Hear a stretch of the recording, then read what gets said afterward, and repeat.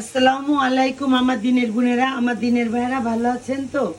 আলহামদুলিল্লাহ, আপনার বোন ভালো আছে।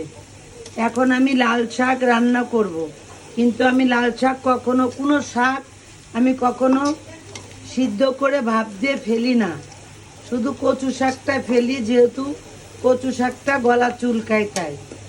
এই যে আমি পেঁয়াজ, রসুন, লবণ আর কাঁচা ঝাল ভেজে নিয়েছি।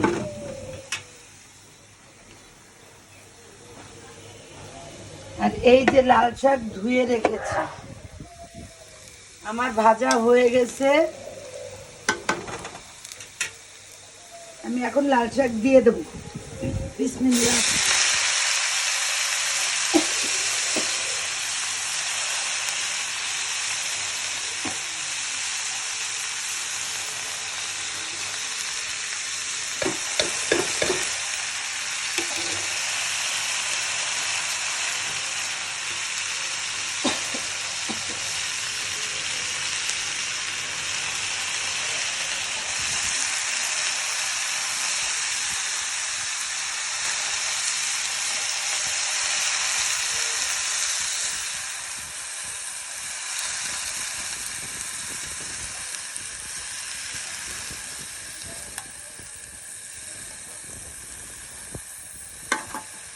লাল শাকে অনেক পুষ্টিগুণ আছে, ভিটামিন আছে, যার কারণে আমি শাকটা ভাপ দিইনি, আপনাদের সামনে সরাসরি শাকটা বাগার দিয়ে চড়িয়ে দিয়েছি। এবার আমি ঢেকে দেব। যদি ভিডিওটা ভালো লেগে থাকে, ভালোবেসে থাকেন, লাইক কমেন্ট শেয়ার অবশ্যই করবেন।